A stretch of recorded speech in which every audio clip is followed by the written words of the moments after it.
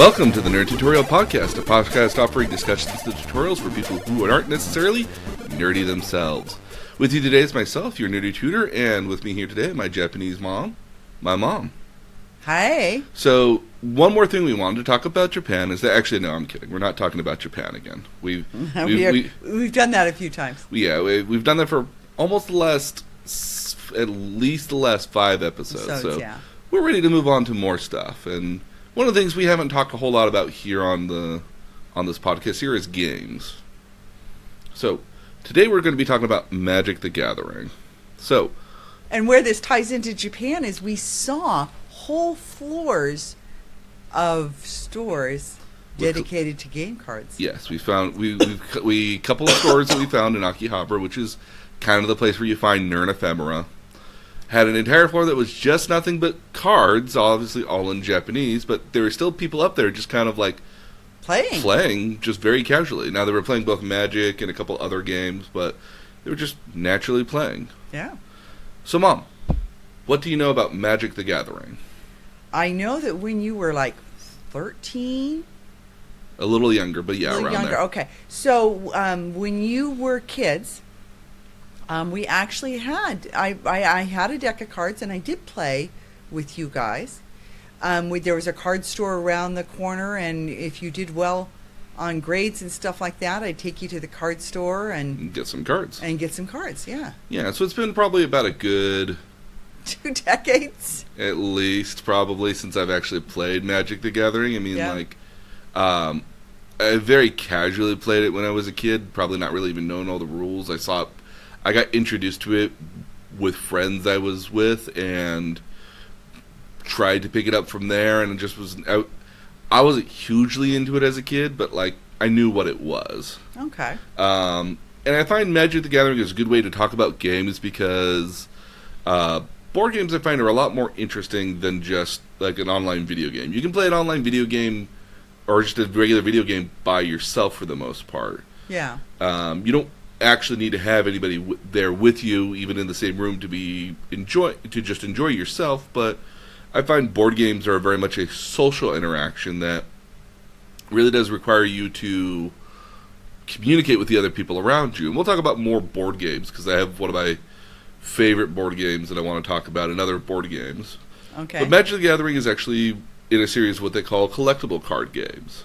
Okay. And this is kind of in line with Pokemon and Yu-Gi-Oh! And stuff like that. So let's go a little bit into this here. So originally, this is Magic the Gathering was created by a guy named Richard Garfield. He was an adjunct professor at Whitman College up in Pennsylvania. He was actually getting his doctorate in mathematics, actually. And he was creating games. Now, the company that we know as Wizards of the Coast, these are the same people that actually publish Dungeons and Dragons now. They didn't do that beforehand, but they did. But I actually believe they acquired them, I think, in sometime in the mid-90s, and the mid-90s-ish or so. Okay. But they were but Wizards of the Coast had actually created, much smaller board games. They were looking for something a little bit more mobile that you could take with you, but they really wanted something that you could play in the middle between game sessions of their other games. And lo and behold, as much as they liked Richard Garfield's stuff, they asked him, hey, why could you come up with something else? About a year later, he came back with Magic the Gathering, and its kind of more elemental version that we kind of all know and love today here. And the original version of the game is actually, as a working title, was known as Magic. He didn't have the Gathering part, but everyone called it Magic. And he actually wanted the name to be Mana Clash, but couldn't. But even when they trademarked the name to call it that, everyone just still kept calling it Magic. Okay. And all the playtesters and everybody who was playing it. And so eventually, obviously, you can't just trademark the word Magic. So they copyrighted Magic the Gathering, and that's how we come up with the name of the game. So it was released around about 1993, and obviously it was a huge success. Yeah.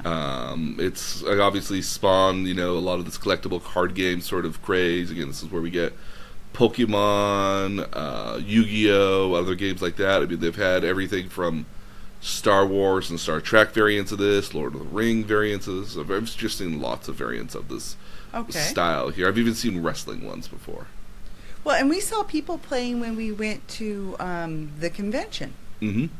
Yep, as well. We saw people playing in the convention at Fanime here back in early June, late May. Mm-hmm. So this is a staple of almost every game, of almost any sort of nerd kind of convention. Somewhere there's somebody playing Magic the Gathering or some sort of card game, even if it's not officially licensed or sponsored by the show. Like, there's somebody always playing this game.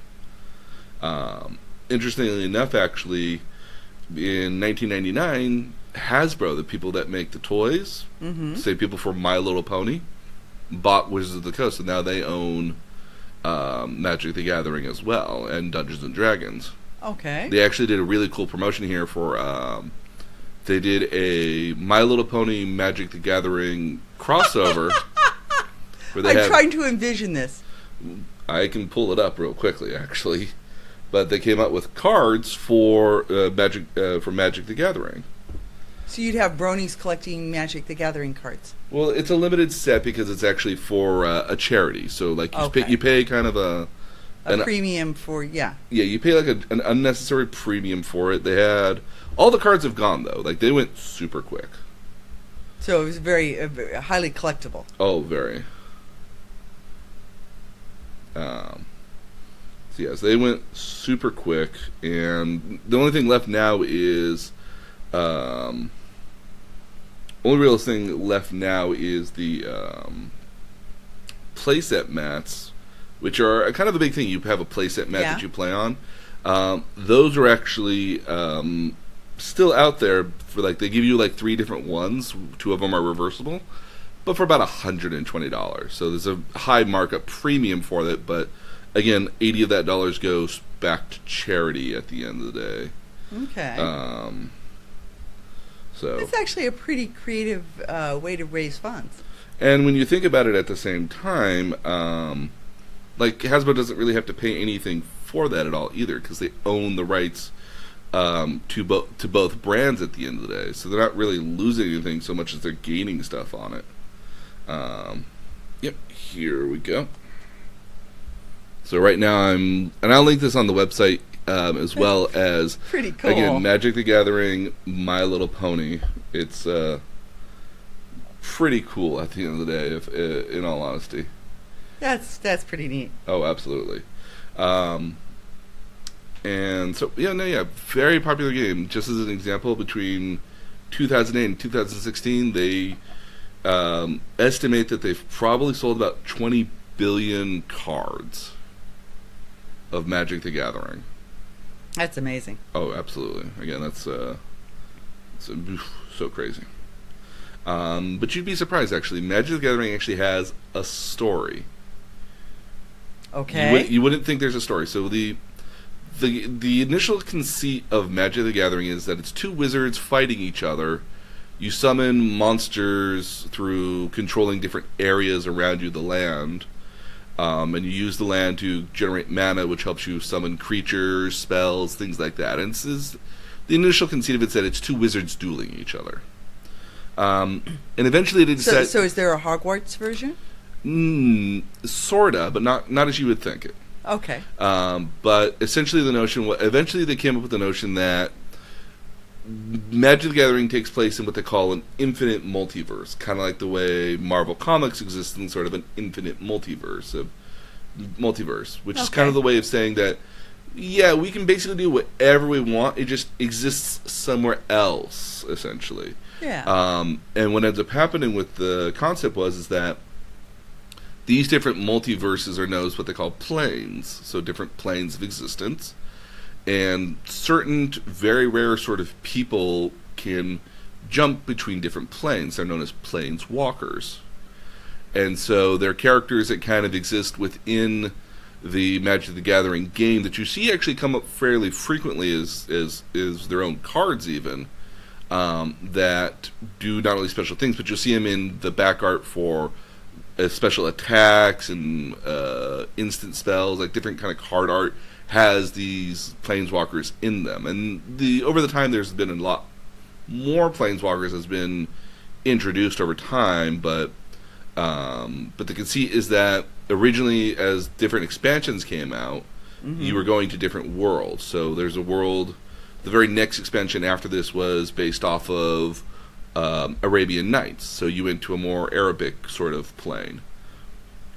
And eventually you went to the plane of Kamigawa, which was a more samurai, Eastern influence sort of thing. So the intention of these different planes is kind of to experience different kind of elements of fantasy. Like there's a plane where it's Egyptian themed, so like everything's kind of like very Egyptian-y sort of feeling. There's a plane in which it revolves a lot around werewolves and vampires, so kind of a gothic sort of horror. There's another one that kind of revolves around things they call thopters, which is basically like drones and robots. Oh. So that's their kind of way of getting into kind of like a semi-sci-fi sort of setting. And originally they actually they traveled on what they on a ship actually originally that took them from one plane to another plane. Now, are you using the same deck of cards on all these planes? Sort of, but not necessarily. Now, there's some kind of universal cards that are kind of contiguous throughout the game. The most common, obviously, is the lands that you get mana from. But every kind of expansion has new cards that come out with an evolving rule set of what they call legal cards and not legal cards. So what ends up happening a lot of time with the game here is that around the early 2000s they started coming out with about 4 expansions every year. Oh. And so the intention being is that you might be in like one world at a time, but like this might be this expansion of cards, and you would get another expansion. Then somewhere in that year or the next year, you would move on to the next land or area. Or you might even switch between different planes in that same year even.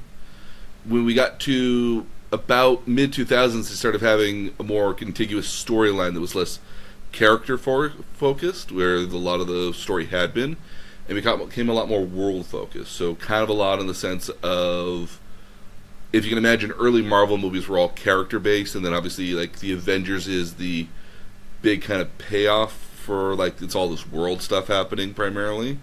That's kind of how later iterations of the story have kind of become. It's more world-based and less character-based, if that makes sense.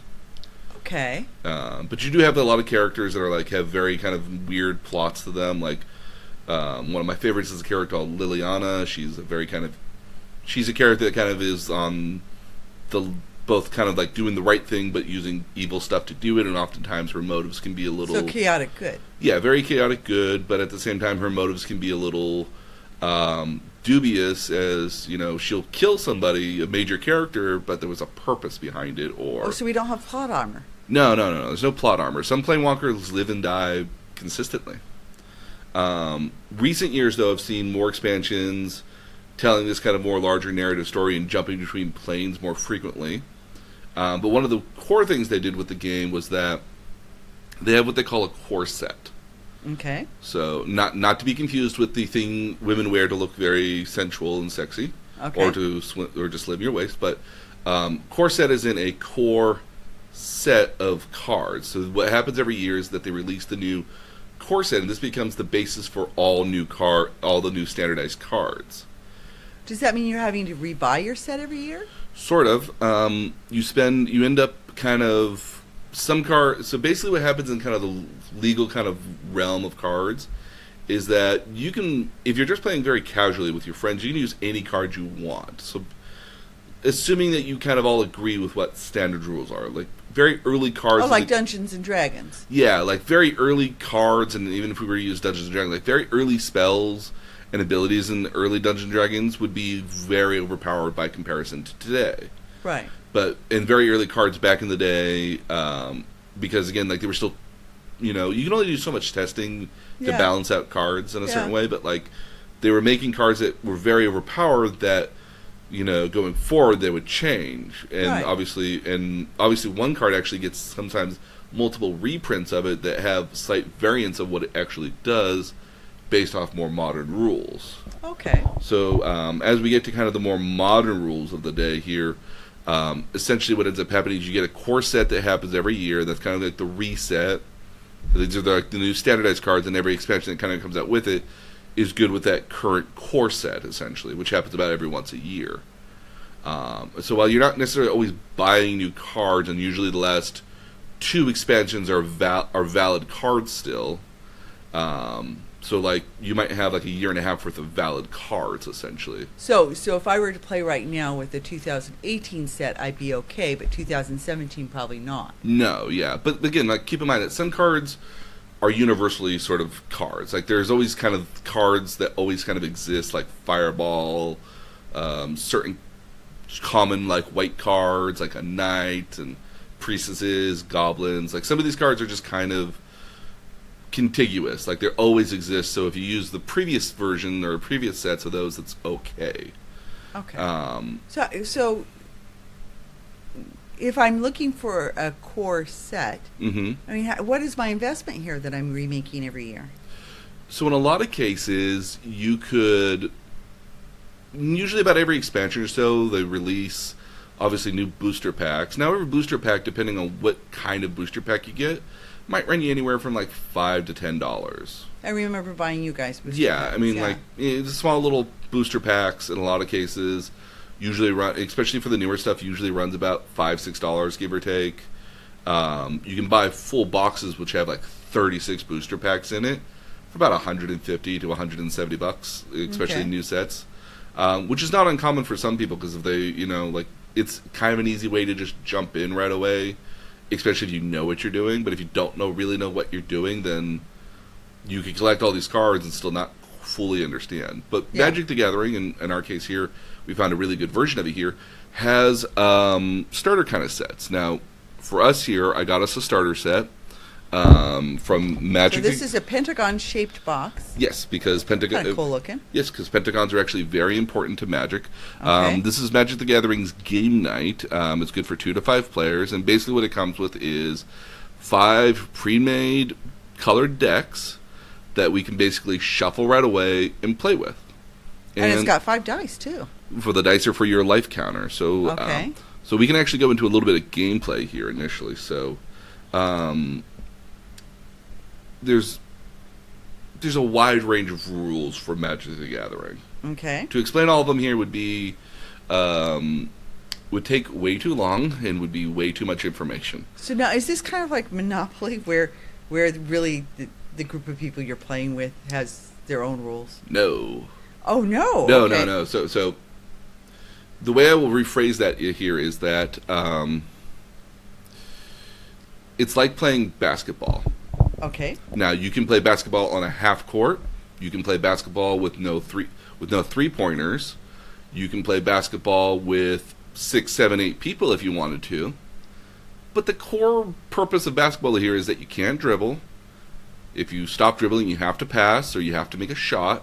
Uh-huh. And the entire intent of the game is to put the ball through the hoop. Yes. So while there is a core set of rules that are ingeniously laid into Magic the Gathering that is consistent throughout the entire gameplay, the formats in which you can play are a little bit different. And that's where some of the great fun of Magic happens in.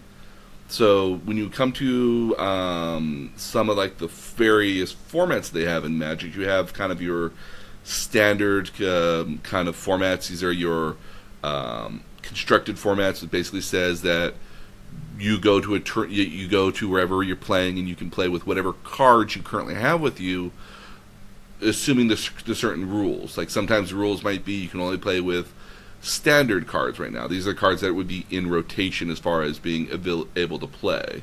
Okay. You might have a rule that says that says that you have to play with only common cards. You can't use any rare cards at all. So a lot of the cards would be more powerful or more useful. You can't play with those. You're going to play with the weaker cards. So you have to come up with a deck like that. How many cards in a deck? So typically a deck, which in Magic they call a library, typically can consist of about 60 cards. Now you can have up to 60 cards in a legal standard deck. Some formats say you have to have 100 cards. How do you keep track of all this? You count them. Okay. Oddly enough, unfortunately, you might have to count those cards. So there's some decks that are like that. What's interesting about one of those decks is called a singleton. You can only have one of every. You can only have one card of each one Of each sort. of each sort. So you can't have. So you can have multiples of the land, but you can. But if you have one like goblin, you can't have another goblin of that same name. You can't have the same card twice. Okay. Typically, in most libraries and most decks, though, you can have up to 4 of the same card. Okay. So you can have 4 of the same spell, 4 of the same creatures, 4 of the same instant sort of attacks. So I mean, if you kind of count it that way, and if you assume that you're kind of counting out your land, you can kind of have like the same like 10-ish cards. Okay. 10 to, you can have up to 15 of the same exact cards, but you need some space for land. So kind of maybe 10 of the same cards. But our decks are a little bit more varied. Okay. Well, let's back up a little bit. So you got this starter kit, which is actually really cool, right out of the box. Play Magic with 2 to 5 players right out of the box. Yep. And it has a cool little rule book for it. Rule book. Very cute little rule book. Yeah. Yes. Game play guide and rule book. Mm-hmm. And then it has the dice and the cards and they're color coded. Yes, so Magic. There's a couple core aspects to Magic the Gathering. Some of them here is the color system. So what you see here is we have 5 different major colors for Magic the Gathering. We have white, blue, black, red, and green, or what's popularly called as the Blueberg order, I believe. Okay. Don't ask me why; it's just the abbreviations for it. And each different. I seem to have lots of fire. Well, so that one right there that you're holding is a red deck. It's mostly containing nothing but red cards in it. But each of the different cards have different sort of play styles that are kind of associated with them. So I have gutter snipes. So in your case here, a red deck is primarily made up of cards that kind of represent more fire, raw firepower, things like that. But what red cards are really great at is they're great at immediate direct damage and kind of overwhelming, boosting your individual creatures temporarily, and I've got just a shitload of mountains. Oh well, mountains. So lands in Magic are where you get your mana from, and every card type has its own land type that goes along with it. So mountains are related to fire, or related to red cards here. So if you have mountains, that means you have red mana, and you'll see if you hold one of the cards that says you have one, it'll show how much mana it gives you. It's usually one little red symbol. I see it. Yes, you'll see one little red symbol on there. It says M19. Well, so this is core set 19.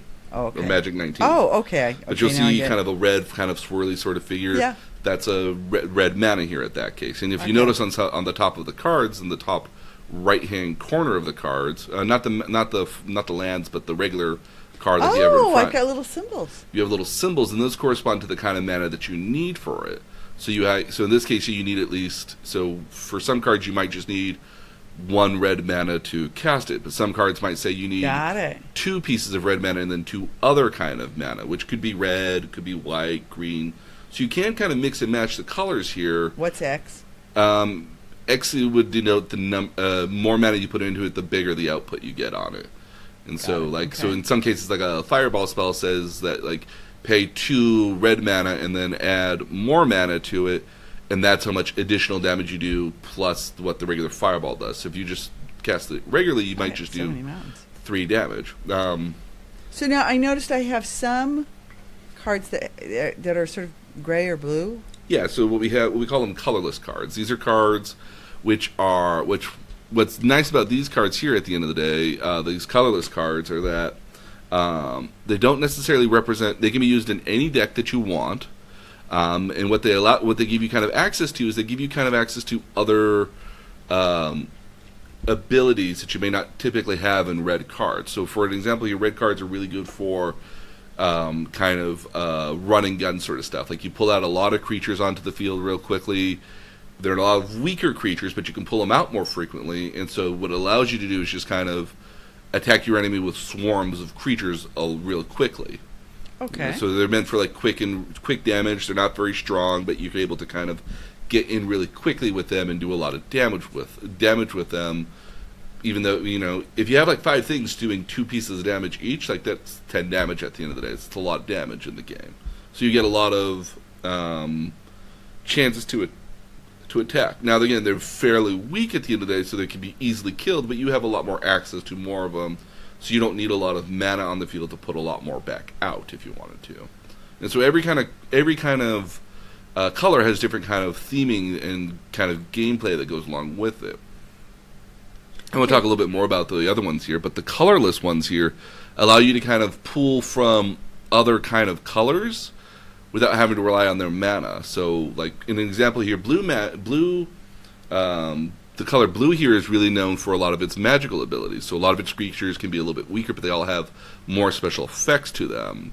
Blue is also really well known for doing a lot more negating of spells, kind of controlling the battlefield a little bit more by stopping stuff from happening or making stuff redirect. It's kind of an administrator. A little bit more administrating, yeah. What it really relies well on is using a lot more magical-based abilities to do more stuff against you. But what the colorless cards would do here is they might give you access to some of Blue's kind of more common cards that they might have, like negating spells and things like that. Admittedly, they might cost more, they may not be as powerful, but you have access to some of those abilities here. Now, some of them are monsters that might have abilities from the more common stuff, like you might have a card that gives flying, for example, which is something that's more common with like white cards and blue cards, but not a lot of red cards, as an example. So some of those cards might give you more access to more abilities, things like that. Okay. So I go ahead. I seem to have like a lot of action, and I totally I'm very volcanic. Oh yes, fire again is like, if you had to like describe fire cards, they're usually like based around fire and raw kind of power. These are going to be like a lot of your ogres and goblins, things like that. Okay, so like my cards are I have creatures, and then I have sorcery, and then I have another creature, and then more creatures, goblins. I'm like good with goblins. Oh yeah, no, goblins are a big thing in red. And dragons. Oh yes, dragons again, raw firepower. Literally in this case. Yeah. No, I mean it absolutely. I get the tie-in. That's pretty cool. I like gobsmack. Yeah. So you get a couple different types of cards here. The most common are probably going to be land and creatures. What's an instant? So an instant spell means you can use it whenever you want. You could even use it on your opponent's turn as well, and that might be something where. Blue does this a lot, where some of its spells are instant spells that kind of stop other spells from happening. So it might be that, like, say red is shooting a fireball at you, blue can come in and say, nope, I am stopping that by using a spell that stops magic. So it stops that spell from happening, but he can do that whenever he wants. He can even do it on his own turn. It's usually slightly more advantageous to do it on their turn, exactly. On someone else's turn. Yeah. Interrupt play. Or some spells might be that, I want to empower my monster. Let's say, for example, you are attacking another monster that you can clearly destroy very easily and beat. But what I can do is, if I have a card that empowers that other card, because you've already declared it that you're attacking it, I can power it up, and I can maybe kill your card instead and leave mine still on the battlefield unharmed through instant spells. So it's kind of your way of negating something else that might be happening right then and there. Okay. There's a couple other cards here, and we'll probably discuss more of that when we're playing, because despite the fact that it's really simple to get it to learn, there's some semi-complex rules to a lot of it. But let's go some over the other card types here. So if we were to have white cards are kind of more religious, sort of like naturally good kind of cards, if you will. Like you might see more holy knights, priests, guardians, a lot of stuff. These are like, Pegasus riders, things like that. These are typically nice cards. If you had to assume anything's a good or bad thing, these are always going to be the good guys usually. Okay. But these are often a lot of cards. While they have low-level creatures, they offer a lot of protection and powering up those creatures, and healing as well is a big thing in white. they're fairly good at kind of like making things fair. Like you would, like if you're doing, like if somebody else's creature is in power, they might negate that and stop that thing from being more powerful, but keeping everybody on kind of the same level. Okay. Like kind of as you originally started, not powered up. It's a fairly easier kind of card class to play with a lot of the time because it's fairly straightforward. So should that be my starter then? Well, I mean, we have a couple different options here. So one of the nice things with the game here is that they gave kind of a starter information card, a cheat sheet card. Yeah, so they gave us kind of a cheat sheet that kind of shows like, oh, these are, like, oh, this for red, for example, here it's really fast, so a lot of you can pull a lot of spells out really quickly. Its creatures are very low on power. It's got quite a number of spells in it.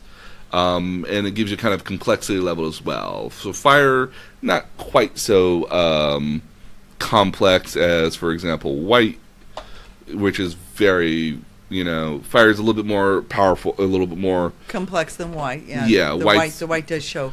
Yeah, like a really low complexity level. No, but it's got equal amount of speed. It's got good creatures and good spells. So again, white's a good thing to start. Might be a good thing to start with, and we might play a couple. I'd love for us to try a couple of these different decks and see if anything finds us. We talked about a little bit about blue. Again, a lot of their creatures are more magical in nature. Like they always have kind of some kind of special effect. So they take a little bit to gear it. Yeah, quite a bit of more complexity. Yeah, so it's a little bit more complex. It's got a lot more. Powerful creatures in it by spell wise. Takes a little bit longer to get going because some of these require a lot more mana. And while it doesn't say here that the spells are kind of low, like I've always found blue to have really good spells. So like I tend to find that. The one that we probably won't do is that black is. That complexity's up there. Yeah, but if you also notice here, like its spells are just kind of off the chain. Blue spells are kind of more of a watery sort of island sort of theme, more wind and watery sort of spells. So there are a lot of times where you'll see like merfolk and elementals, things like that for blue, mostly, or anything that's kind of knowledge-y, wisdom-y based. Black is the kind of cards you like if you're into sacrificing, corruption, power, and generally evil stuff. Like black, yeah. Yeah, if you're gonna have vampires, they're gonna be a black card in a lot of cases. Like, I mean, I'm just going to pull up one card here. It's a zombie. Like, it's pretty evil looking. Yeah. But black is kind of interesting because a lot of its abilities are about. It doesn't matter if I'm down to one life at the end of the game, I still win. So it's all about taking out your own life to do more stuff, or taking life from other people, or sacrificing your own creature to pull out something more powerful onto the field. Things like that in a lot of cases. So while its spells are a little bit more complex in some cases, it kind of rewards good gameplay for people who are risk takers. Risk takers, yeah. Like again, like there's a lot of risk involved in it. Sometimes you get good payouts, sometimes you get bad payouts, but you always have to be a little more gutsy when you're playing black here. Again, the red is obviously just massive damage. Yeah. And the last one here is green. So green is going to be kind of your foresty, naturey sort of stuff here. It's also kind of good at healing. Its monsters though are kind of like at the top level. Like a lot of time you pull a lot of very strong monsters out that basically. But it's got like squat for spells. No. Green doesn't have a lot of spells to it at all. If it does, it's a lot of enhancing, some healing spells. But where green really lies is its creatures. So a lot of their creatures are very. Powerful creatures at the end of the day, but they take a lot of mana to pull out, but not a lot of stuff can stop them once they're out. Okay, so questions. Yes. Questions. Yeah, of course. So first off, I assume if you were going to have a really good group going, you'd have like one of each of these, or maybe two of one, and.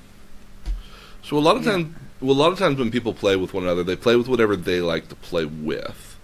Some people really kind of gravitate more toward like green cards or black cards, white cards, red cards, or blue cards in some cases, because they're kind of it's kind of in that gameplay style that they like to play in, or is what they. I mean, in case if you're like associate with. Yeah, and if you're like into like mostly blue cards, as an example, you might actually collect more blue cards. It might just be what you use more often. Because there's a very large secondary market for Magic the Gathering. Okay, that's my follow-up question. Okay. Okay. So if you were to have, I can't see having, like, if you had just red and black, let's say you had 4 or 5 people playing, but they were all either red or black, you'd just be beating the shit out of each other. Well, again, I mean, dependingly, again, sometimes you have red on red battles, you might have black on black battles.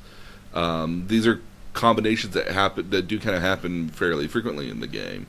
You might also have cases where you have multiple colors. So some decks might include black and white cards at the same time. Ooh.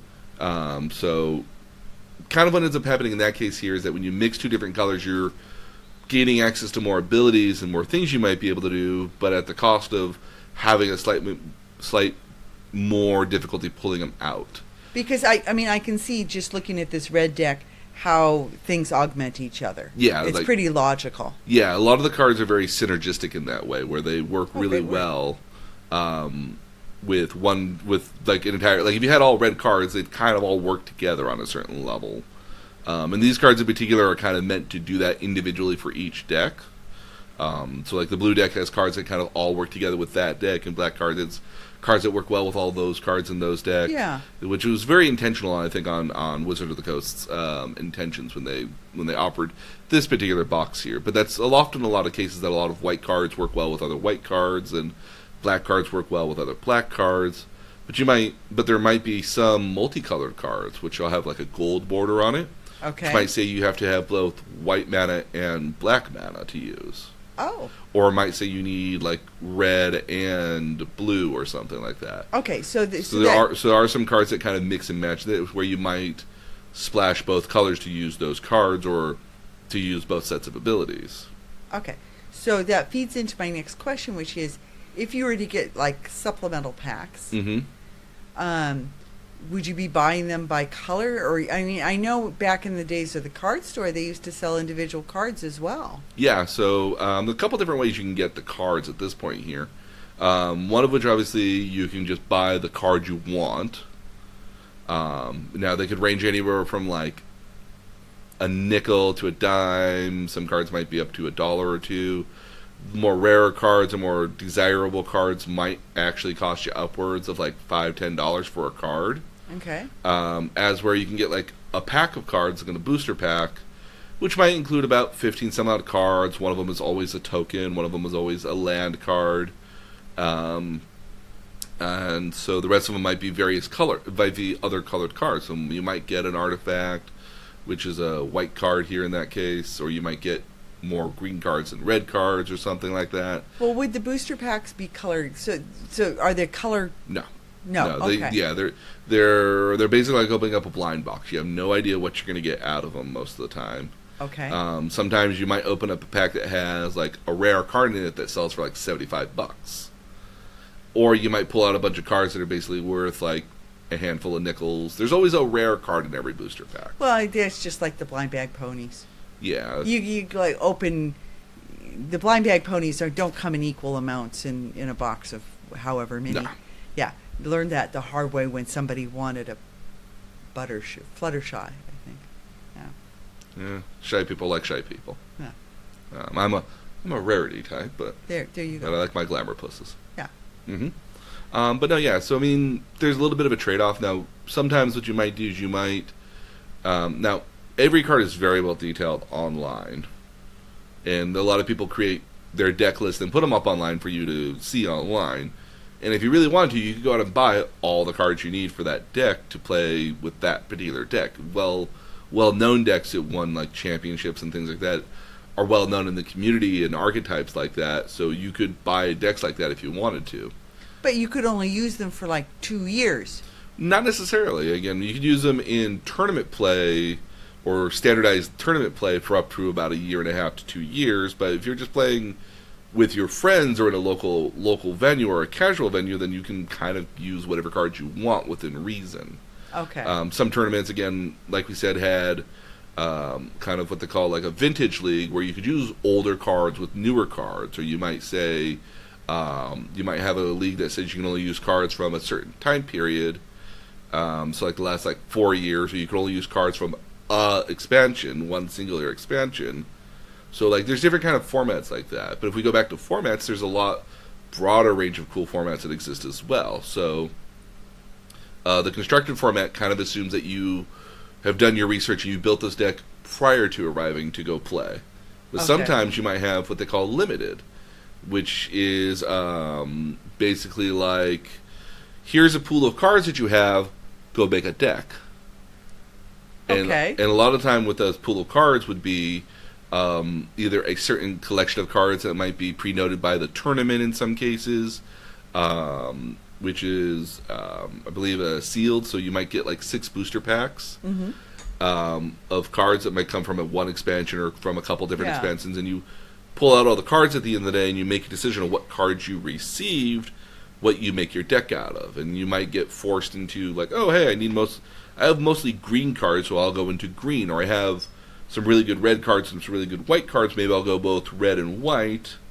You know, oh hey, so here's 100 cards and I'm going to play with 60 and let me count out the best 60. Yeah, so again, like in every booster pack, again, six packs have about 15 cards in them each. So here's 90 some odd cards. You got to choose about 40. You got to choose about 45 of them here, or 40 to 50 of them here, and like 10 pieces of land, 10, 12 pieces of land. Okay, so if you're playing tournaments, and you probably know your competition. Not always. Again, I mean, if you're going to like one of the big major tournaments, like anybody's really allowed to go and play at them for the most part. Okay. So they have huge competitions they call Magic Fest. They used to be called Magic Grand Prix, and now known as Magic Fest. It's a simple entrance fee to get into the tournaments. Okay. And you're allowed to go and play regardless of your skill level and so stuff. I could go play. Yeah. You could go play in a lot of... I couldn't do well. Okay. Well, not only... Well, you may not do well necessarily, but a lot of the time what they'll do is they will... in this case here, usually they'll give you like a sealed deck or a limited deck of cards. You have to make whatever you're going to make out of it, and you can keep a couple extra cards in case you want to like, oh, this opponent is doing this, let me switch in maybe 2 or 3 cards that might be good against this opponent's deck. Now that I've seen this deck now, I can switch in some cards. So you have a limited little set of that there. But you're given a collection of cards, and then you go and make whatever you're going to make out of it. Okay. And sometimes you get really good pools, and sometimes you may not get really great pools. It's kind of a luck sort of thing about what you get. Draw. Okay. But based off whatever you get, you have to go out there and use, essentially. Another fun one here is what they call drafting, which is one that's always kind of very interesting. Essentially what you do here is that you get about 8 people together and everyone gets 3 booster packs.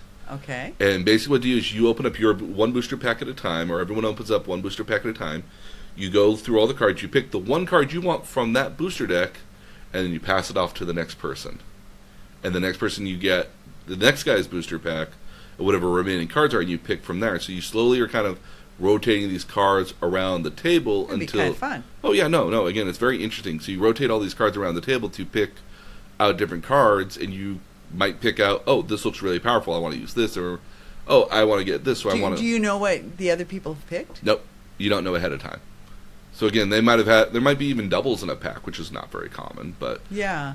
But one guy might have pulled the most powerful card out of there and then given you a bunch of regular, just like common cards, like, oh, well, I was already kind of going in this direction, so I'll just use this. I need a da-da-da-da-da-da. Yeah. Yeah, it might be... I need a receiver.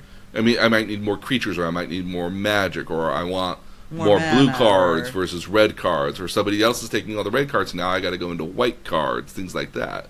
Okay. So you collect all these cards, and then you go back and you get your lands that you need for the card decks, and then you play like a small tournament. And then again, in an 8-person kind of setting, that means you get 4 initial tournament, 4 for quarterfinals, then semifinals, and then finals. So it's a very simple little format you can do. Okay. And again, that's very popular because all you really need at that point here is just 24 decks of cards for 8 people. Yeah. So and that's very easy to do because again, that's maybe $120, assuming you don't go to a tournament, you don't go to other tournaments, and you don't win packs at all. Okay. Which is very common. So like if you go to like a Magic tournament here, they're going to give you like this sealed pool of cards. You keep those cards at the end of the day. So you get to go home and play them. You get home and you go home and you can still get cards at the end of the day. If you go to like a tournament at a local game store, they might have like a $5 entry fee. But if you do well in the tournament, though, you might get cards out of it. Yeah. Hey, the number one winner gets eight booster packs here, or the number 2 guy gets 3 booster packs, and number 3 and 4 get 1 booster pack each, maybe. Yeah. Or depending on like if it's a round robin situation, whoever had the most wins and so forth. And usually, in some cases, you might bring your own cards, or you might, or they might have you drafting there at the table, like. Yeah, so there are all sorts of different formats. There's a lot of different formats even.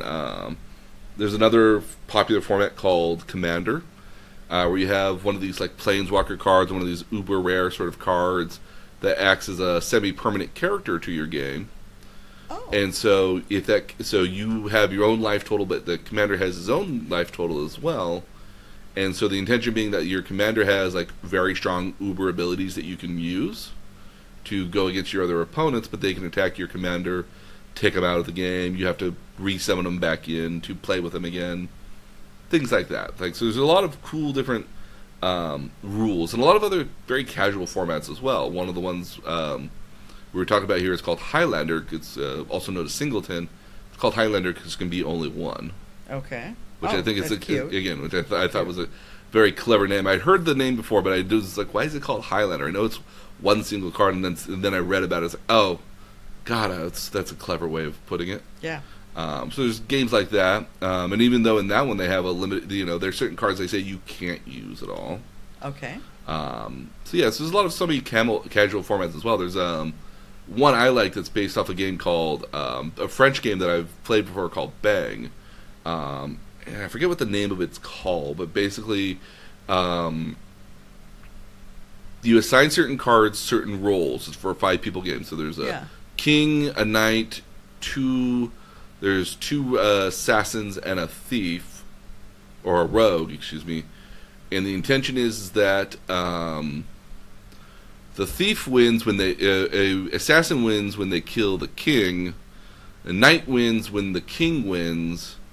The king wins when he wins in general, and then the thief at the end of the day wins when both assassins are killed. So it doesn't matter whether you actually beat the game or not. It depends on what your goal is at the end of the day. Okay. And the only person that everyone knows whose status is the king. You only ever know who the king is, but everyone else's status. So you don't know what anybody else is. Yeah. So you might be so you might be a knight, and you might not be attacking the king, because again, the thief's job is to beat the other assassins. Yeah. Yeah. Things like that. The assassin's job is to kill the king. Yeah, and a version of that is called Bang. There's a sheriff, and then there's outlaws, and there's other deputies and things like that. And you're not allowed to say who those other versions are. Another popular version of that is and you play with cards, essentially. Right. My favorite version is called The Resistance, which is another great board game, which is great for figuring out who's really good at sarcasm, who's really good at keeping a poker face, and who's really good at being, sneaky. Yeah.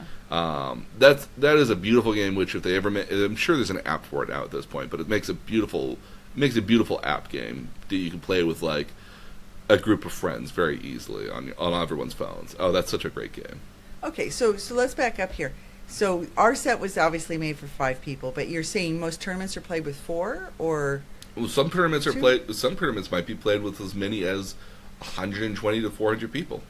Oh, really? Yeah. Now, in that case, it's a round robin sort of style where you get paired up randomly with 7 or 8. You might be paired up with like 9 other people, maybe. Okay. And if you have like whoever has like the most wins moves on to the next day. Okay. There's only usually a certain amount will have the most wins. And if there's enough people that have like a lot, like if you have a lot of like 7 2s like or 8 1s, making the cut in a golf tournament. Precisely. Yeah. Okay. So it's so very much kind of making the cut, and the next day might require you to do drafting, maybe. Okay. So you might have to do draft, and then the next day after that might be a constructed sort of thing. So you bring the deck you want to play with. And there's some tournaments that are designed around, oh, hey, this is a draft tournament, or this is a limited constructed tournament, or this is a Highlander tournament. So sometimes you might have the funniest one I've ever saw is called a dollar store tournament.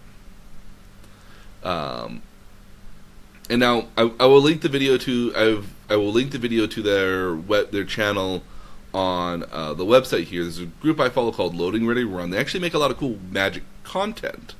So they have a podcast where they talk about Magic the Gathering. This is Load Ready Run? Loading Ready Run. Loading Ready Run. They're the same people who do the Desert Bus. Oh, okay, very good. So yeah, okay. so they have a channel that they now have. It's all nothing but their Magic content because they play a lot of Magic the Gathering. Oddly enough, go to a lot of Magic the Gathering tournaments, and basically they've basically what they did one time is that they went to the dollar store and found repackaged Magic cards for like $10. It had like 100 cards in it, and they were just like, oh, these are just Reebok's common cards. And just random cards that just got sold in bulk. Okay. So you might have a game store be like, oh, these are all the cards that are not standard legal anymore. There might be older or newer cards. These are just cards that nobody ever buys. So let me just empty out my inventory and sell them in bulk. Okay. And this company just repackages them into like 100 cards. You don't know what cards are in there, and basically you have to make a singleton deck out of all these 100 cards that are all standard and nobody bought. That might be standard, might be older, might be 5, 6, 7 years old now, might even be 10 years old, and you have to make a singleton deck out of it to go play with other people. Okay. It's very kind of cute because it's like going through it and thinking, oh, I remember playing with this card like 7, 8 years ago. This is a really great card. I wish they reprinted this. Or, oh, I remember this effect. This is a very old effect that's very broken. I get to use this again. Yeah. You know, stuff like that. So it's a lot of nostalgia almost, but it's kind of a fun little way. I think it would be fun. Yeah, I think they've called it like they've had a couple different names for it here, which is kind of interesting. But the Loading Ready Run people actually do a number of great Magic content. So they do they do like 2 different podcasts. One of them is on just their regular everyday sort of, oh, here's new cards coming out in the set. Okay. You know, here are what our thoughts are, or they have one that's just all about Highlander, so they talk about Highlander and kind of like the strategy or what you might do in it or new ideas that are coming out for the format. One of their more popular ones is called Friday Nights, which is actually Wizards of the Coast pays them to make this show. It's like a 7 to 8 minute show, and it's basically the most absurdist version of fans of Magic the Gathering. So, might be worth a watch. So, like, if you've ever watched The Office as an example, you know, everyone's kind of is like a very much an exaggeration of what these people would be like. Yeah. Like, Dale's very much like mind you, I've never watched The Office. I don't know the characters all that well, but, like, the boss, like, Steve Carell is very kind of like a very kind of uppity sort of boss. Like, you know, he's trying to show everyone how strong and big he is, and then you've got, like, this one guy who's kind of a prankster that's way too much of a prankster. You've got that one guy in The Office that's very much kind of a nerds rule sort of guy. Like, they kind of play some of these characters as Magic's kind of archetype kind of people. So it's very much a not to be taken seriously, but these are kind of like how some people are in Magic. Okay. So, again, I'm going to link it in there because I think these are kind of funny. They're kind of indicative of the community. They give you some ideas, too. Yeah, it's a gross over-exaggeration of the community is the way I put it. Yeah. But at the same time, like, what's fun about Magic the Gathering is not actually playing the game. Sometimes it's just talking about playing the game. Yeah. Doing, like, theory craft on, oh, if you did this card and that card, or what's better, a deck of pirates or a deck of dinosaurs? Like, you know, like, stuff like that. It's obviously the collection aspect as well. Just collecting the cards if you're a collector sort of type where you have to collect all the cards in something. Yeah. If you're into art, like, you've seen a couple of these cards here just for yourself. This is some pretty art at the end of the day. Well, I was going to ask, so when we get to a moment, I'd like to ask you about that. Sure, go for it. Okay, so the art is really beautiful, and hand painted art. Yeah, this is really, really beautiful. And obviously all of this set works together. I mean, if they're not done by the same artist, they're certainly done in the same style. They're actually done by a variety of different artists. There's been over about 200 or 300 artists over the course of time that have made cards for Magic the Gathering. Some reprints, some non-reprints. There's clearly like a style that's indicative to Magic the Gathering, but there's no absolutist. I mean, if you look at goblins in some cases, goblins kind of look a little bit more cartoony in some cases. versus like a dragon, which looks very much like, oh, that's a dragon. Well, yeah. So and I do very much have like Goblins and dragons. Yeah. We're still looking at the red deck here. Yeah. So, but I guess my question is, so, is what plane I'm playing on determined by the deck of cards I have? Some cases, yeah. So where you saw the M19 in the kind of in the middle sort of section there, there's other symbols for other variants on cards. So when it was Arabian Nights, it was like a magic lamp. Other series might have different kind of little symbols for them, and so it kind of denotes what the set is from.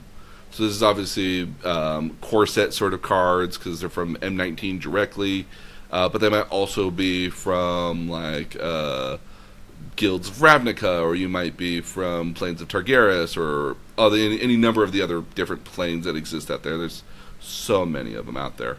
And so what you're playing with might be a variety of different cards based off what you're doing. I mean, one of the popular ways you can do draft here is that everyone brings whatever booster pack they were able to get a hold of. So you might have booster packs from the current set of legal cards, but you might have booster packs from 4 or 5 years ago. What is a popular one to do? I forget what the expansion is, but there's an expansion that is very popular to draft with because all the cards in there are really cool, and they still make those cards as its own draft box, so you could just play that expansion if you wanted to. Okay, so if I have these cards, mm-hmm. and I get invited to a game by somebody who wants to play on a Arabian plane, mm-hmm. can I play these cards? They're currently legal. You can certainly play that. There's nothing that says you can't play. There's nothing that says you can't play in older cards with newer cards at all in a casual format or a casual game. You can play with whatever cards you want. Okay. But usually it's one of those things where it's like when you go back to the basketball analogy. If you're playing with just a simple half court, we both kind of have to agree that we're just playing with a half court. If you're saying that three-pointers don't count, we both kind of have to agree that three-pointers don't count. If we're playing horse, we both kind of have to agree that we're playing horse. Okay. So then I guess my follow-up question is every year or two when I have to rebuy a starter pack, do I have to know who I'm playing with or what plane I'm playing on? Well, are there different starter packs for different planes? So yeah, so again, usually whenever any sort of expansion comes out, so like for example, like Guilds of Ravnica when it came out as an expansion, was clearly set on the plane of Ravnica, which is kind of an eldritch sort of horror sort of thing almost. That's where we get a lot of the vampires and werewolves from. But you don't necessarily even need to know the plane that you're on, because again, you're playing as a wizard that's known as a planeswalker. So you might bring stuff from another plane with you to go play there. And what might end up happening is, well, you might get some new booster cards that have like vampires and werewolves in it, but you might still use it with like Egyptian cards you had beforehand because you just came from that previous plane. So my dragon could take on your vampire? Yeah, absolutely. Okay. Absolutely, that could happen, and it has happened on numerous occasions. Okay. One of the big bad guys is actually a dragon who can plane walk. I believe his name is Nicobolus. I just know I have some cool dragons in this red pack, and I wouldn't want to give them up. Now keep in mind, like those dragons, they're pets. Oh, absolutely, and keep in mind, like those dragons may still exist in the next core set too. So you don't even have to go buy the new version of those dragons if you already have them still, because some cards are kind of semi-standard. Okay. So again, like you might have like a Goblin Engineer. And while he may not be in like the 2020 version, he might be there in the 2021 version. And so if you have the card from 2019, that would still be legal there because it's essentially, if it's the exact same card, then it's not. Then you have it already, so you don't need to go buy another one. Okay. So to clarify, because mm-hmm. now I'm understanding, I think, better. So when expansion packs come out, mm-hmm.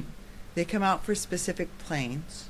Usually for specific planes, and sometimes you might return to older planes, or you're not always going to a new one. So, like, Guilds of Ravnica was very much coming back to the plane of Ravnica, which had been 5 years beforehand, if memory serves me correctly. Okay. And some planes, like the Egyptian plane, have come up before as well. So you might travel back to it.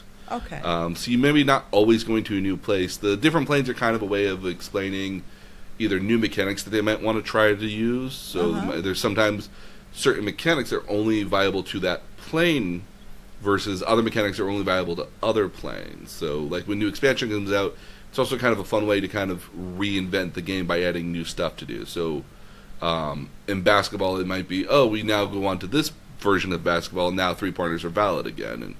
Or you can only do three-pointers. Yeah. So, okay. So there might that if the basketball analogy works. So it's a way of keeping it contemporary. Keeping it contemporary, keeping it fresh, and sometimes even just reprinting older stuff. That was kind of the intention of the core set, was to kind of always offer a new standard version of the game, which a little bit of rule changes sometimes to allow for more freshness. So if there had been abilities that had been overpowered or they had found that the community was kind of overusing them and kind of a little bit to the disbenefit of other stuff here, then you might take that, or you might tweak that ability a little bit more. The game was being too overpowered by a single type of card. Or maybe a meta game. And again, like in a lot of cases, like this happens sometimes with other games like League of Legends, World of Warcraft. Like you might find that if we go back to the very early versions of World of Warcraft, there was a class of characters called rogues, which could hide and stealth, and they were very good at doing lots of immediate damage and real quickly, and they could kill you in about a second sometimes from just kind of popping out of the shadows, stab, disappear again. Or they might have been able to stun you for so long that you can never actually do anything, so you never actually got to fight against another rogue. You were always just being constantly stunned by him and stopping from ever doing anything. So no, I absolutely see where somebody could figure out of sorts the loophole. Behind something. Yeah, and sometimes what ends up happening is that sometimes people create these long synergistic sort of abilities that just loop on themselves and create infinite damage at the end of the day. Yeah. No, I get it. I totally get it. So expansion packs come out how often and how many?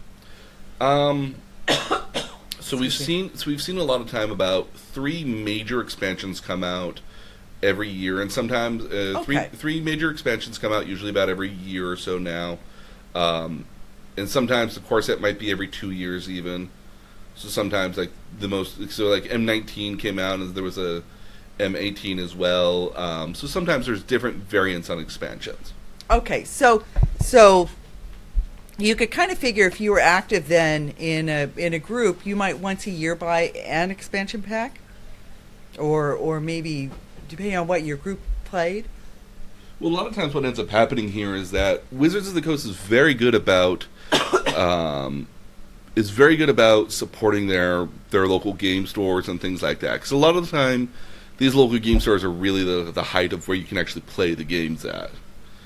And so they're very good about offering promotions, helping out with a program they call Friday Nights, not to be confused with Loading Ready Run's parody sort of thing called Friday Nights. But they'll offer special sort of promotions related to like a current expansion.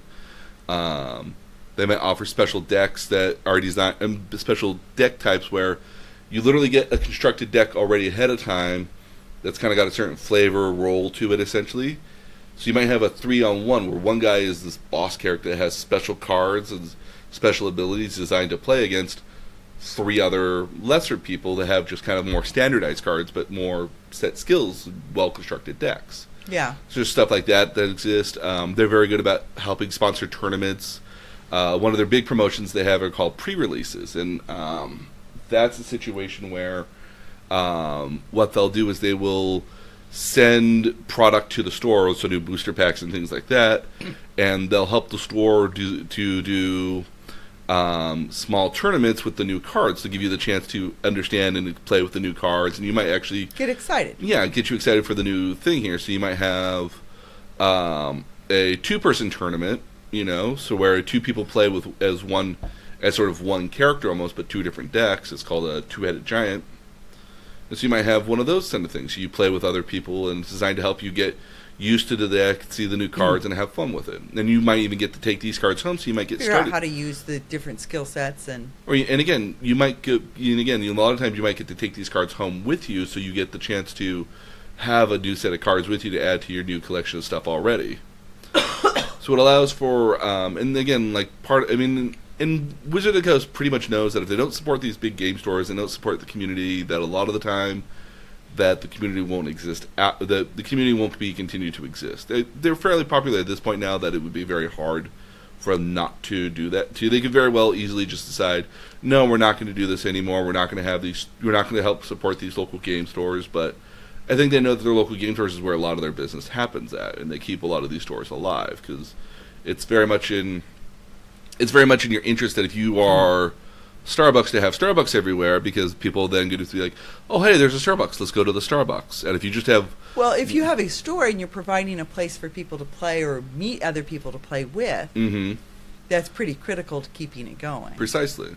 So that brings up a point. So the card store that was around the corner from us, from our house, is gone. Yes. It's been gone for a while. Yeah. How common? I mean, how do you find card stores and how common are they now? Well, part of the problem with card stores are a lot like comic book stores because they're often the same thing in a lot of cases now. Yeah. Part of the problem here is really that with the advent of the internet out there, you don't need to go to a card store to get product anymore. Yeah, you could order it online. There's literally an entire store called Card Kingdom that just sells Magic the Gathering cards in a lot of cases.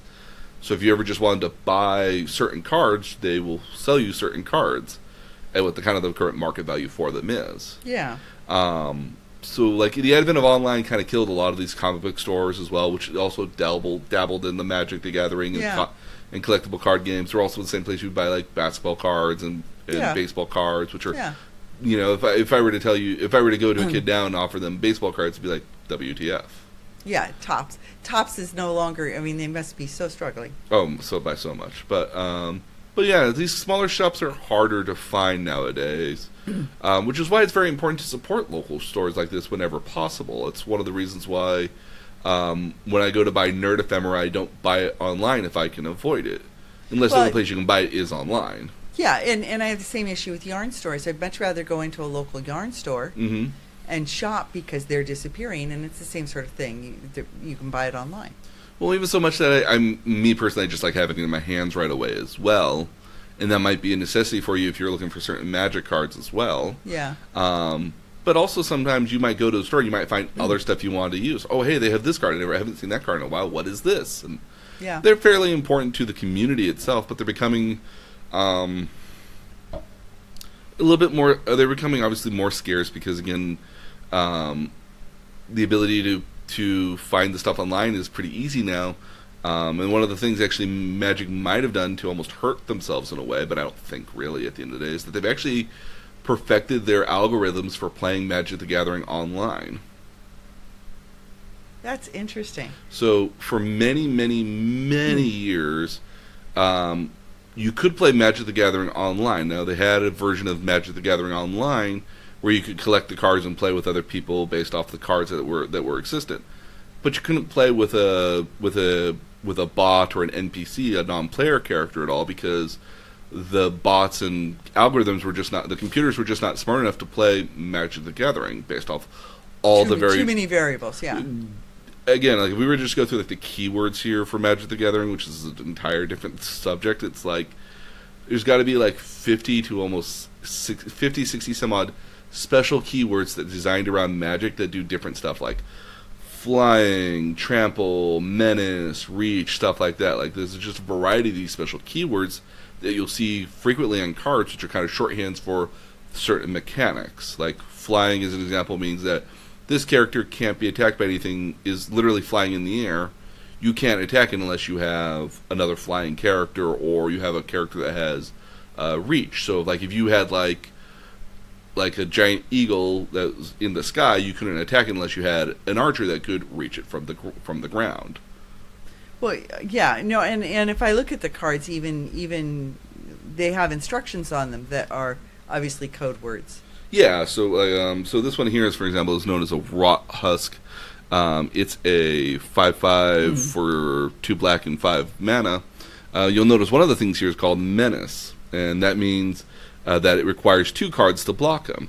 But he's also got just a hulk of other text underneath him as well, which are other rules for the cards. And if we go through some of these other black cards here, I'm sure I can find other key phrases here, and not immediately apparently, but there are other key phrases in here. No, I can see where that would be true. And so these key phrases are also kind of just as a shorthand for the rules of the game as well. So it gives you so you don't have to write a huge list of rules on a card where you might have very limited space to work with. And if you notice on your card, for example, if you look at the very bottom, there's even flavor text on that card. So that first card you have on there, that colorless card, loyal to a fault, it anticipates its master's every move. See, yeah. So again, like, it might speak to part of the card here. So here's another inspired Sphinx. It's got flying on it, which is a nice card to have because it means that it can attack and block whatever it wants, but you can't attack it directly because it's a flying card. So you can't target it at all, and so it's kind of the intention of the keyword sort of here. I completely forgot what we were talking about before that. Well, I was talking about how would you ever play this online? So, true. Because there's so many variables. Yeah. So what they eventually found a way to do is for literally years, they ended up going to statisticians for help with this. They created an algorithm online that will play Magic decks based off the current set of rules and what you do as well.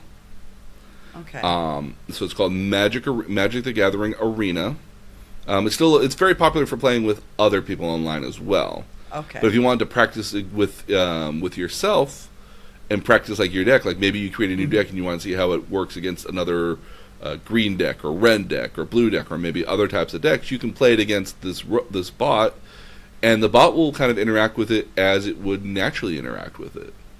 So it's kind of like playing another person finally. So like we're getting pretty intelligent with our bots and our AIs here essentially at the end of the day. But it has no personality. It seems to me like playing in person allows personality to come out. out. Absolutely. And that's even some of the online stuff is a lot of like you don't get a chat room because they find with competitive games like that if you have a chat room, it devolves real quickly. So you might have just a limited collection of emotes that you might have to use. Yeah. And then that combined with a bunch of other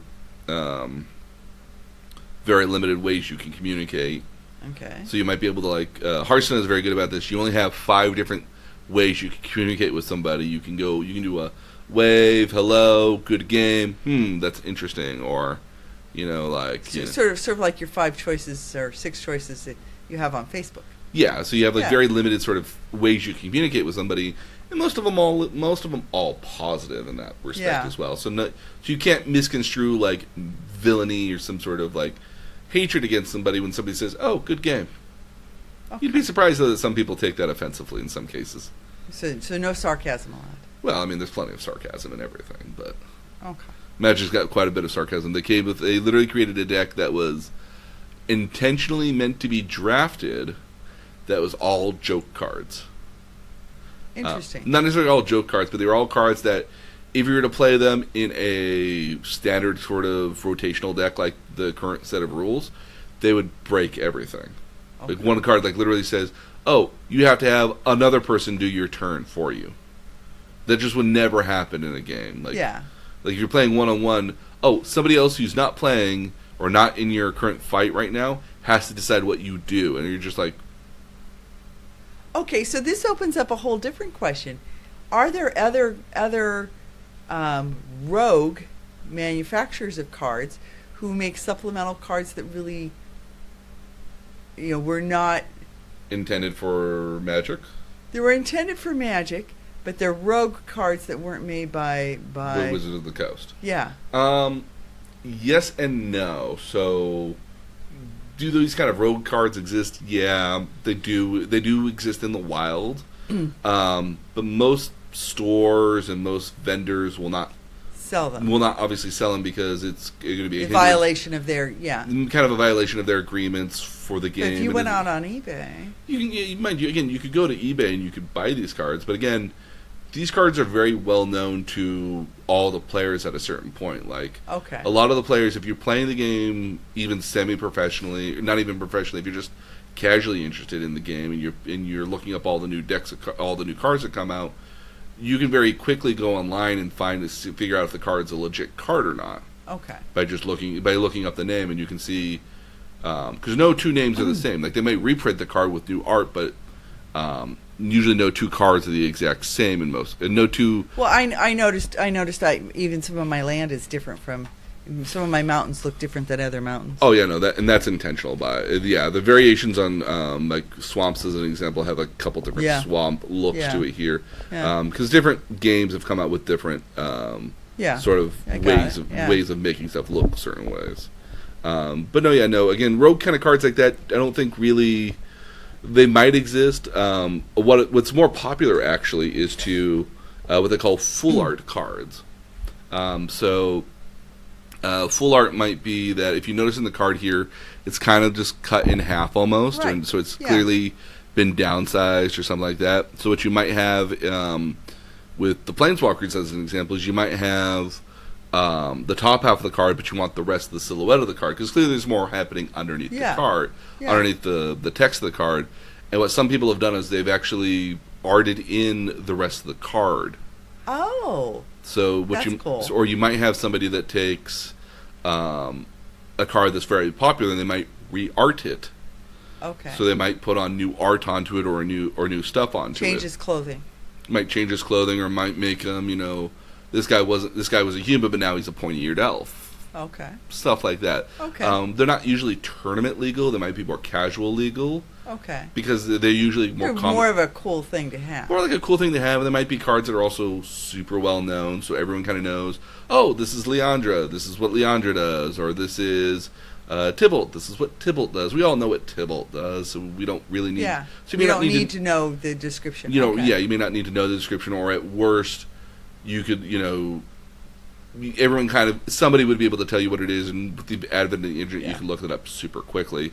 Yeah. The art itself actually is very popular. So you get the actual artists that go to the conventions, sell like prints of their art, if not the originals, and sometimes the originals fetch a lot of money. Oh, I bet. I mean, this stuff is beautiful. It's so ornate. Oh, very beautiful. I could see my sister maybe doing something like this at some point. Yeah. I've always said that she should really find a way to get into more nerdy stuff. Yeah. And back when she was still doing shoes, she could do shoes like that, and they would sell like hotcakes at a convention. Yeah. Although, again, like for her, like one pair of shoes takes forever, so she might be able to take up to a certain amount of orders online, and then deliver. And then deliver on that based off a certain time frame. But yeah.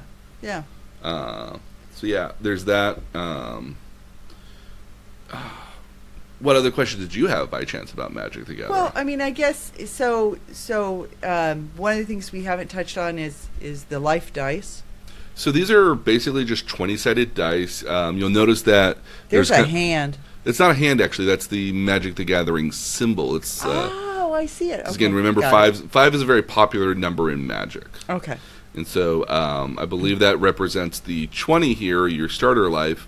Because in a traditional classic game, you have 20 life, and when you get down to 0 life, where you can't draw any more cards, or sometimes some certain element here says that you can't play anymore, you lose essentially at the end of the day. I actually have getting ready for this. I actually have a life tracker on my phone now, so we put the phone down between us. We can calculate how much life each of us has left by pushing up and down. So we can keep track of it that way. So there's an app for that. Yeah. And even the dice here also helps you decide who goes first. So whoever rolls first, rolls highest, would be the one that goes first. Okay. So that's a common element as well. So, or some people use the dice here to help keep track of different elements. So you might keep track of counters, or how much extra health they might have. Magic, this particular deck comes with a bunch of different sort of little sort of +1, -1 sort of tokens here. Yeah. that basically what we can do is we can put them on the cards here to help us keep track of how much additional, how much life or how much power these cards have, so we can help us keep track of that kind of stuff. The rule, again, when we go to play, we'll play obviously a bunch of different games.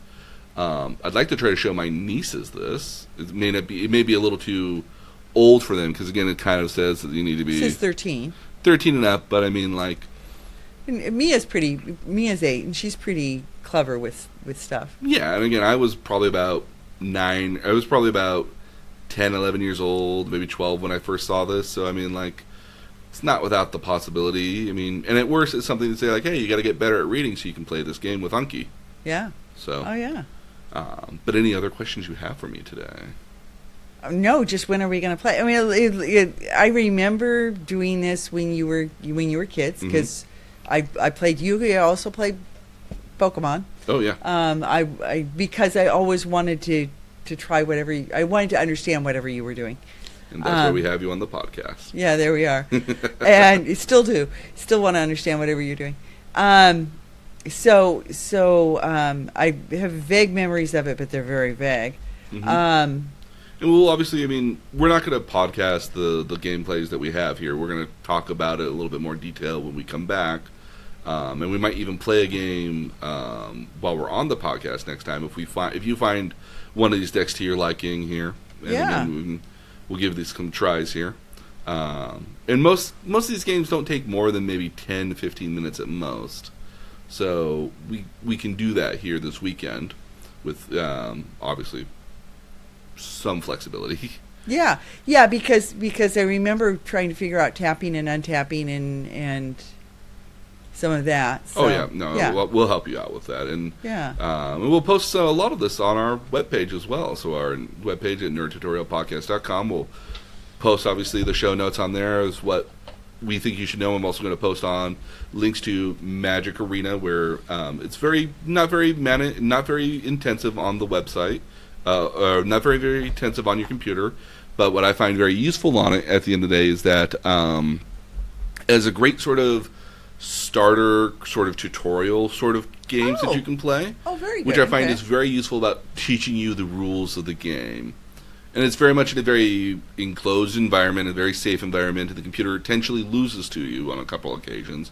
But it's very easy to kind of get a feel for what some of the mechanics are of the game. And what's great about it as well is that a lot of these like keyword mechanics, you can hover over it and it'll tell you what the actual mechanic is. So you don't have to remember everything, but after a while of playing it, you'll figure it out. Oh, okay. And I find it to be, and I find it that if you decide that you were ever interested in this game and don't want to actually spend any money on it, because again, I mean, like, well, these 5 little decks cost me about $30 at the end of the day. It's a very minor investment considering that. No, it's a cool little kit. Oh yeah, no, and it's a very small. Slick, yeah. It's a very small investment versus if you actually wanted to get into the game, you might buy an entire booster box of 36 some odd cards. That's a big investment to make for somebody who doesn't know whether this is really for them or not. Really going to enjoy it, yeah. Yeah. So there's that option to go to Magic the Gathering Arena, download it for free. Now it has options for in-app purchases for booster packs and game modes and certain cards. They need to make money somehow. Oh, absolutely. Yeah. But if you just wanted to see what it was all about and give it a test try for free, that's the way I would recommend to give it a try. Okay. But we'll have that link, as well as I also want to put the link for the Loading Ready Runs Friday Night series on there. It's sponsored literally by Magic the Gathering, so there's also really great online tutorials about Magic the Gathering, which I find very useful. And they're available on their at their YouTube page, because they're very, very friendly about getting other people to play. It's a very, very welcoming and very engaging community. Not very many negative things I've ever heard about the community at all. That's pretty cool. Which also has a very big cosplay scene as well. Oh, I'm sure. But again, we'll also post this on Facebook as well, as we're links there. So if you're following us on Facebook at facebook.com/Nerd Tutorial Podcast, I'll put the episode link up there. And if you have any sort of suggestion, comments, or anything I might have gotten wrong, because it's been a while since I've played Magic as well, you can let me know at nerd_tutorial on Twitter, and I'll be more than happy to learn from everybody else. And if you have any good ideas for future topics, let me know there as well. But on behalf of myself and my mom, we thank you so much. We're going to go play some Magic. And we'll see you guys here next week. Bye.